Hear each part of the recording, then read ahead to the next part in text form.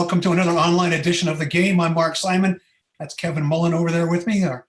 We are happy to be here with you again online, and we're particularly happy to be joined at this moment in time by Jeff G., Redwood City Councilman, also one of the founders of the AAPI Caucus, Asian Pacific Islander Caucus of San Mateo County, and Amourence Lee, City Council member from San Mateo, also an active member of the AAPI Caucus. Thank you both for joining us. It's a pleasure to have you here. We wanted you on today because we have seen a real growth in the activism, high profile activism within the Asian community, prompted by some real concerns about anti-Asian racism, anti-Asian violence and rhetoric. Jeff, you started the AAPI Caucus, or you were among those who did, more than 2 years ago. So were you anticipating that some of this was going to start happening, or was it largely you knew that there was a large API community and you were worried that it wasn't asserting itself politically as much as it should have? It started, Mark. Well, before I even go there, Mark and Kevin, thank you for the invitation to join you today. It's an honor to be here, and thank you for bringing this subject forward. Mark, to your question, it started in the latter. I mean, you know, the API community in San Mateo County is the largest cultural demographic in the county. It's 32% and growing, and I'm looking forward to the census data when it comes out later this year. And the hard part is that the API community isn't a monolithic community. There are so many subcultures underneath the API community, but we weren't being heard as a collective voice. And so myself, Amourence, and a number of other API electeds in the county started meeting in January of 2019 and said, we need to do something collective to raise our voice, to make sure that we're heard, to make sure that the API community was visible in San Mateo County. Little did we know 2 years later, coming out of COVID or during COVID, that the bigotry, the racism, the xenophobia would escalate to the point where we saw our seniors, you know, somebody's grandmother, somebody's parents being attacked, being spit on and yelled at in Target and grocery stores. And little did we know that was going to come 2 years later. And so we have stepped up to be more visible, to raise awareness of these issues, and to be more visible in San Mateo County. And we were grateful that we started that 2 years ago. You know, I wish I had a crystal ball to see what's going to happen 2 years from now, but we are here and we are present, and we intend to be more visible going forward. Amourence, I was at a news conference you and a number of other elected officials held a couple of months ago now with all the chiefs of police and the sheriff in San Mateo County and the DA to talk about the growing violence, in particular against Asians. One of the chiefs there, the leader of the chiefs organization, acknowledged that there had not been a surge in reports of crime attacks on Asians, but clearly, given the alarm that's been raised within the community, the marches we've seen, the demonstrations, the protests, there's something going on that isn't showing up in data. Tell us a little bit about what is going on and why isn't it showing up in statistics? You're right. There's a very big delta and disconnect between people's lived experience and the true incidents of hate that are happening in the community, and then what is actually reported to the police, and then what surfaces at the DA level. So the numbers, even in our own police department, and then at the DA, are grossly not reflective at all of the situation. And so it really has come to organizations like the Stop AAPI Hate reporting database, which in San Mateo County most recently reported 120 incidences in this county last year in 2020, which is vastly different than I think the 3 that were on the radar at the DA's office. So there is certainly a breakdown. In San Mateo, I can say that we are tracking hate incidences broadly, so that we know internally when there's, for example, a noose that was put up in the San Mateo garage downtown just last week, or the anti-Asian graffiti that surfaced all over the city in San Mateo this last year. All of those incidences have been flagged and tracked internally at the San Mateo PD. And I think that that's a really important mechanism that every single city should be thinking about in terms of what do we know, and what are we taking responsibility for tracking, and also making sure that communities feel like they can call on the police, and that their experience will be heard and responded to. Amourence, let me ask you first, and then Jeff, if you follow up after that. Why is this happening? Why is this happening now? Or has it always been happening and there's just a different level of willingness to talk about it and expose it? I mean, violence and hate against the Asian community is nothing new. I think the punishment in the 1800s for killing a Chinaman was under $2 fine. So, this in no way is new. The level of visibility and the tolerance for it, I think, is what is significantly different in this moment. Jeff? Yeah, no, I would agree with Amourence. This is not new. There's been a significant history in California, in this country, about xenophobia and violence toward the Asian community. A few months ago, I was talking with a colleague in Santa Clara County, and his comment was, it's just a new chapter in a very old book. The history here, the Exclusion Act, the internment of the Japanese Americans, I mean, there's this steep history of targeting the API community. And with the technology, everyone has a smart thing in their pocket or in their hands. It's become more relevant and more awareness at this point, along with the COVID pandemic and some of the perceived blame for why COVID is here has elevated some of the outspokenness and the racism in our communities. It's very sad to see, but that's why we all need to speak up. And we have to break through some of the model minority stereotypes that, the API community doesn't want to get involved. They don't want to raise a ruckus. They don't want to report. And that doesn't help elevate the statistics that Amourence was talking about earlier before, is that I would believe strongly that the incidences are very underreported because of some cultural stereotypes and fears that, I don't want to get involved and things like that. And that even applies to mental health. As we emerge from COVID, there are cultural stigmatisms associated with saying, I need help, I need to talk to someone. But culturally, people are afraid of bringing shame on their family for saying, I need help. And we have to break through that as a community.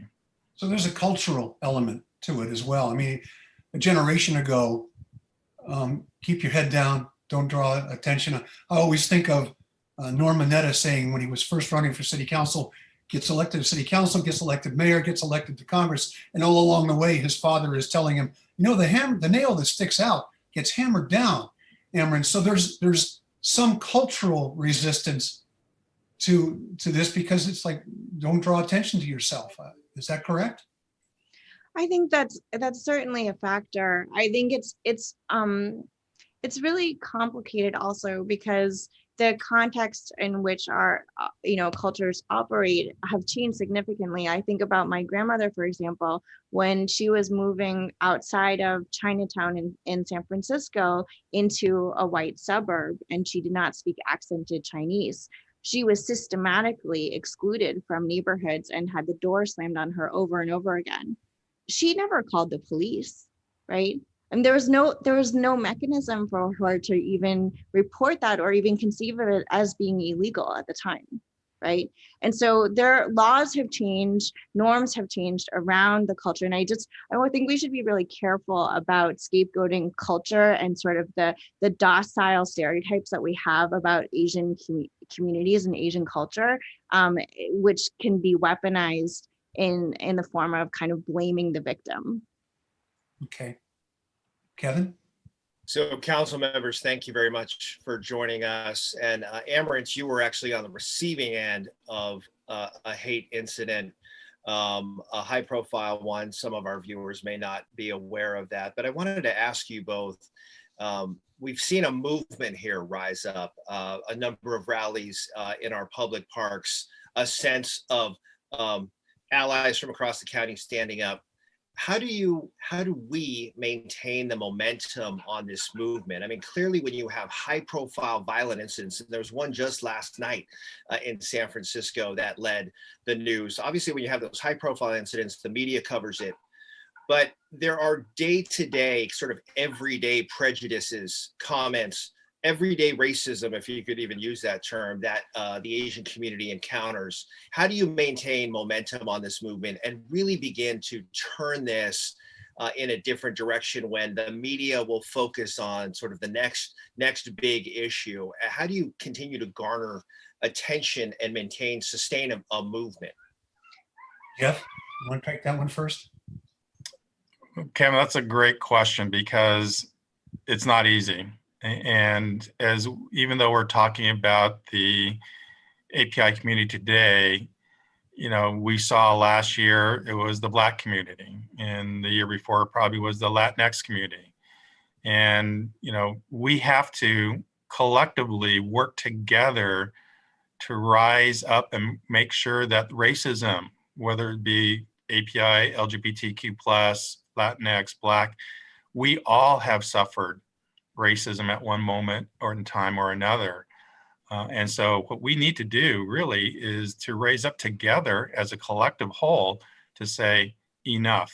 We all need to use what I said earlier, write a new book that includes all of us, where we all have a place in society, and to stamp out or to call out the racism and bigotry and the violence that is directed at individual cultures.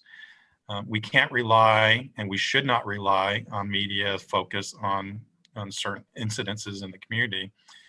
We need to work together, and that means working to make sure we're inclusive, that communities are welcome, and what is even hard is having conversations in the workplace or even with your neighbors about this. No one's taught us how to have these conversations, and so we have to be willing to kind of have those hard conversations, say, how do we get to a better place together? And the only way I know how to do that is just to start and to work together on it. Amourence, your thoughts? I think that, you know, on the macro level, as Jeff is talking about, you know, making sure that we have an allyship strategy is really fundamental. And the change starts, you know, in the conversations that we're having, you know, with ourselves at our kitchen room tables. I think that the work that the API caucus is doing is really driving the institutional change that needs to happen on the day-to-day level in the form of voter education and outreach, in the form of you know, community education opportunities, anti-racist policy, you know, agenda, and then also obviously supporting a better representation in elected office and leadership. Those are the kinds of institutional changes that will reshape who we are and how this democracy functions. And so, you know, I think that that's the day-to-day work. It's too easy to, you know, to fight this amorphous violence, right? That is, you know, that is, you know, it surfaces and then it's gone, right? The task at hand is to very focused and grind away and grind down the path of justice, which is how we need to work together to advance better representation in elected office and leadership and better turnout at the polls. Let me ask you, in the context of that, what you just said, there have been high profile marches, lots of them, protests. What does all that up to? Certainly it raises awareness to the issue, and there's always value in that. But how do you translate that into something meaningful, something impactful? Jeff? What I'm most proud of and pleased to see is that many of those marches were organized by young people. The first one in San Mateo and Amourence, I'm going to let you tell the story about the first rally in San Mateo, wasn't put on by the API caucus or an adult. It was led by a 12-year-old. And there are a number of other rallies, and there, at least I know of 2 in San Mateo, that were put on by youth and led by youth. What's important is that we help show the way that we can rise, we can lead, and that having leaders that look like the API community will inspire our youth to step up and take on leadership roles for the future. That's where it becomes transformative. It's where we start to fight the fight. We become more visible and we can show, hey, yes, we can do that too. And so our young people, the next generation of leadership, can say, hey, there are people that look like me. I can become elected. I can be a policymaker. I can be a leader, and can lead change. And that's really, really critical. And that's one of the reasons why the API caucus was formed, is to be able to show others you can too. Amourence? I think that changing, consciousness and raising visibility is so important. And so I commend the leadership of these young people and all the people who turned out. I mean, that it is an act of allyship to come to a rally and stand with Asian community members and say, we will not tolerate this hate. We will not tolerate this violence. And we stand against racism with you, shoulder to shoulder. That means something.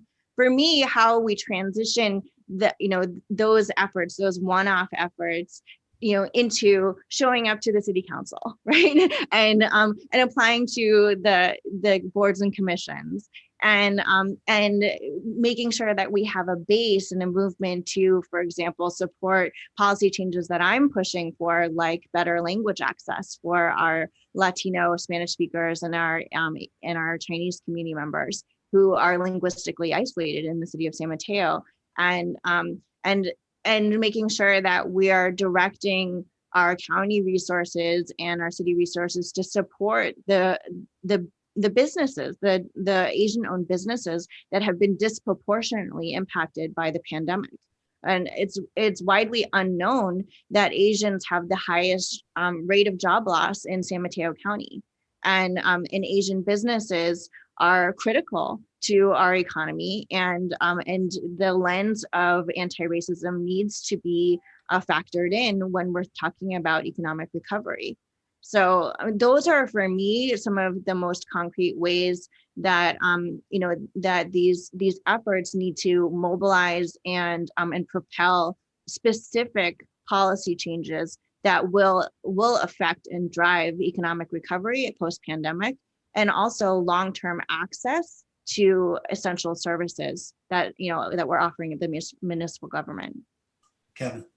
Yeah, that was actually a perfect lead into my next question, Amourence, which is, how do you leverage the fact that you are in power, you are a local lawmaker, how do you leverage that into more equitable policy that serves? I mean, you outlined perfectly that challenges post-pandemic economic recovery. So Jeff, maybe if you could take a swing at that, how you use your position of power to move policy that has real tangible benefits for the API community and other minority communities in San Mateo County, so we have a more equitable county.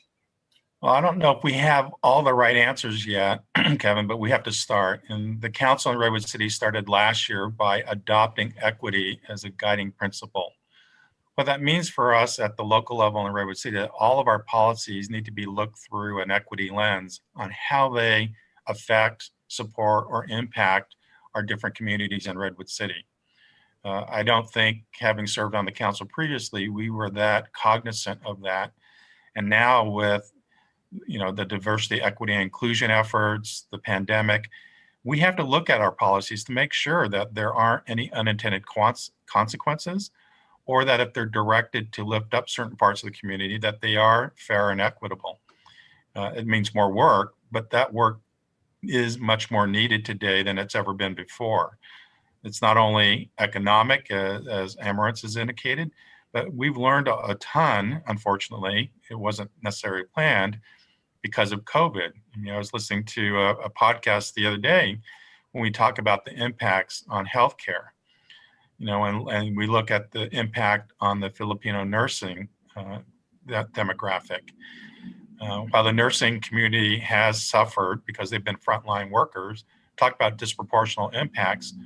Most of the deaths that occurred in the nursing industry or service area have affected the Filipino community very disproportionately. And that is another untold fact that people aren't aware of. And so how do we make sure that we are aware of the impacts across the different communities? And so equity, awareness, knowledge is a great starting point, but it's not the end point. We just have so much work in front of us to do. Amourence, let me transition a little bit to San Mateo was just served with the threat of a lawsuit for violation of the Civil Rights Act. The council apparently has decided they're going to go ahead and transition at some point to district elections. Redwood City did that, and in fact created a district that has the one you represent, which is substantially people of Asian Americans or people of Asian descent. And we were talking off the air, probably was a factor in your decision to go ahead and run for the council again when you had thought you weren't going to again. It strikes me that district elections may be the most revolutionary thing to hit San Mateo County politics, maybe ever, certainly in more than one generation.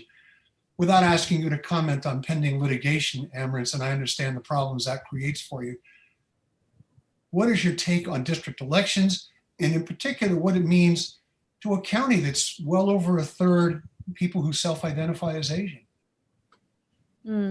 Well, just to clarify, we are voting tonight, so no decisions have been made just of yet.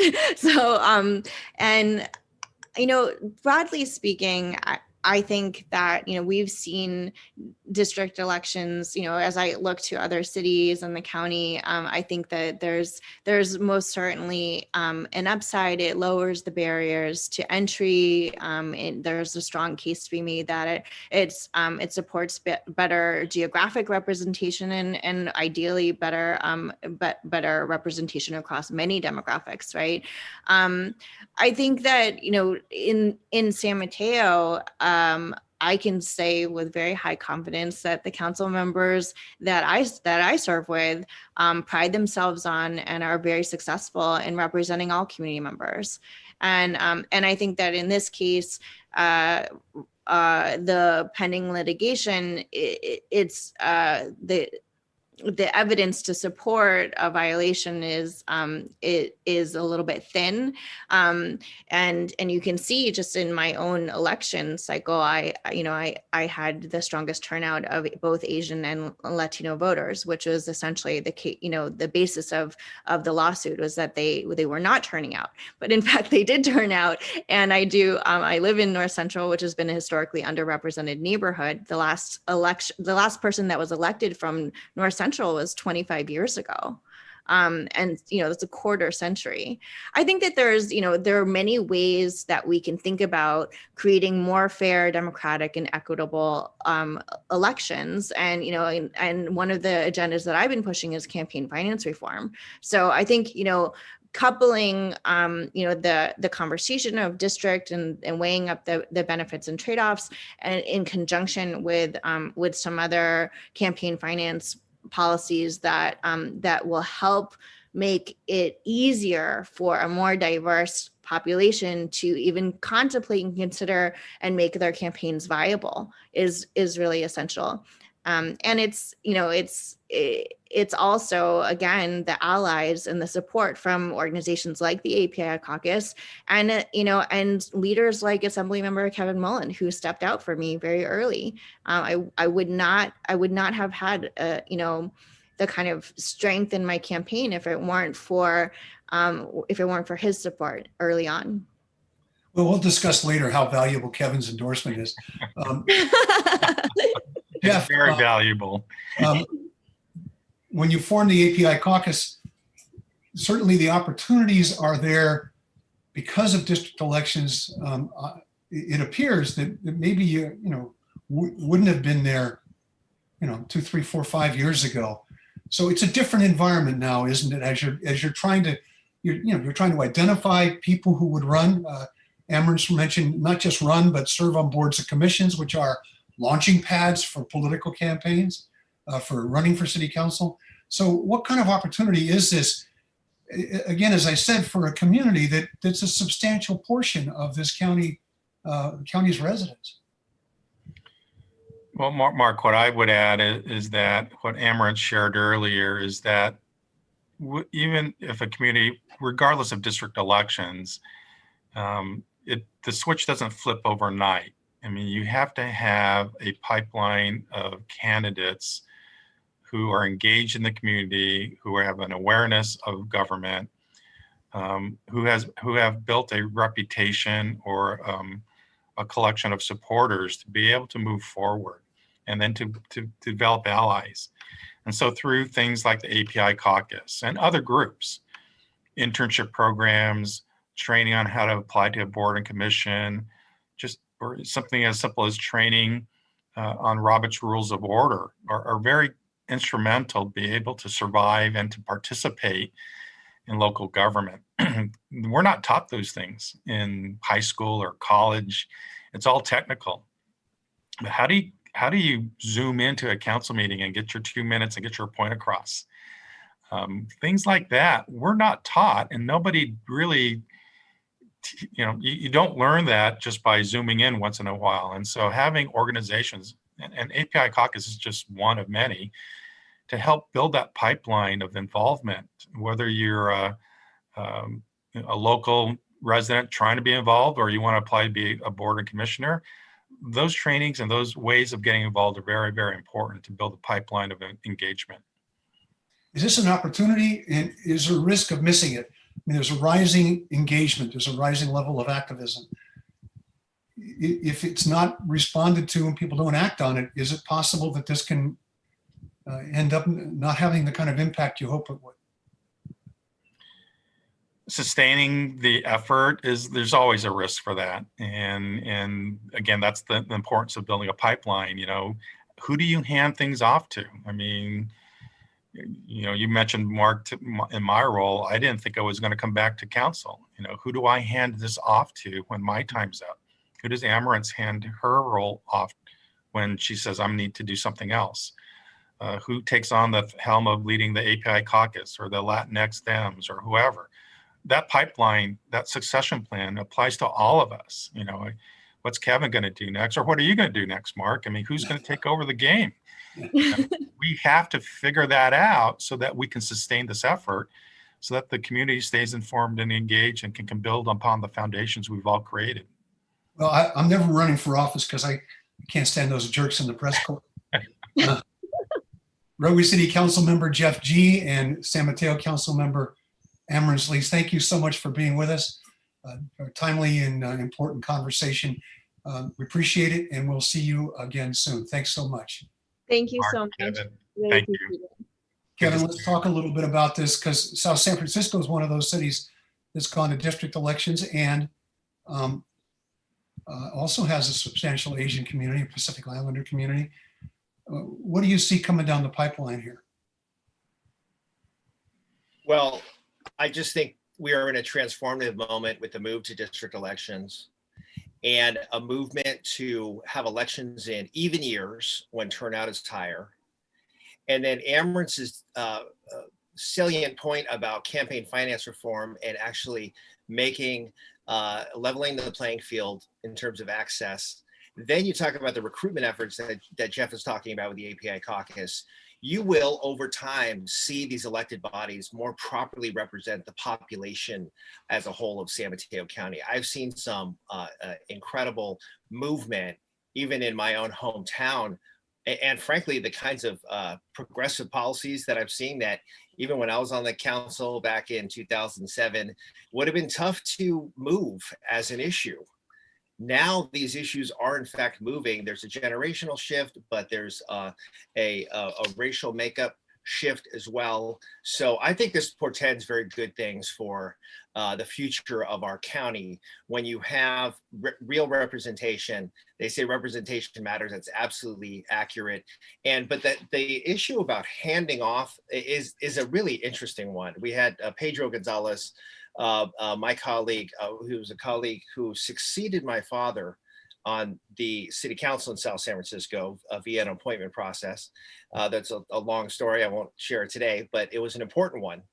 But then when Pedro departed, there wasn't a sort of an immediate handoff to a Latino office holder, even though there's a substantial Latino population in South San Francisco. We always ought to have a Latino or more on this city council, but the recruitment was sort of an informal one, and it didn't pan out really. So it's good though to hear that there's almost something of a formalized recruitment effort, boards and commissions elevating up to the council, and then having those strategic sort of district by district discussions on who can elevate. That's all very crucial conversations to make sure these elected bodies look like the population they serve. Before we wrap up here, Kevin, before we wrap up here, since we've got you, the state just passed the budget. What are your sort of high level thoughts on the budget that you just voted for? Well, the legislature passed a spending plan. Right. We are still, that's okay. You know, you got to know your terms, Mark, if you're going to maintain this role. So we passed a spending plan and we're negotiating with the governor. I say we, I'm not exactly at the table every day on this. That's actually a little bit above my pay grade, but we have an Assembly and Senate spending plan. They call it the big three: the governor, the Senate pro tem, and our speaker, my colleague Anthony Rennan, will be sitting down in the next week and a half or so to hammer out the final details. We'll have a spending plan by July 1st, but we have an extraordinary opportunity, $35 billion with a B, $35 billion in discretionary surplus that we have to decide how to spend. This is after we've restocked our reserves, 25 billion to reserves, and then Prop 98 fully funded, 40+% of the budget going to K-12 education. There's still 35 billion after we've done all that to decide how to spend. There'll be rebates to the taxpayers, of course, but I personally am pushing hard on economic recovery, small business assistance, to Amourence's point about the importance of the small business community, but also for San Mateo County, I'm working on a climate resilience package, 3.7 billion, 300 million for wetlands restoration, which is crucial to deal with sea level rise and bay level rise. So it's an extraordinary opportunity to have money. I had to say though, it's actually a complicating factor when you have this amount of money to spend, because everybody knows there's money in Sacramento to spend and there's no shortage of priorities and real needs out there. I came off a conversation. We've got $4 billion that we need to get out the door for renters assistance and landlord assistance. We're going to, I think, be extending the eviction moratorium through September 30th. It's going to be on the floor of the Assembly next week. But we have an issue of simply getting the assistance out to the communities that need it. It's an education challenge. It's a myriad issues to deal with on how to properly get money where it is needed as California gets back on its feet and begins to recover in earnest from the pandemic. Well, thank you, Kevin. Thanks for correcting my incorrect use of the jargon. I want to thank again Amourence Lee and Jeff G for being with us. And I know Kevin and I are glad that you were here. Thanks for joining us on the game. And we'll see you again soon. Thanks a lot.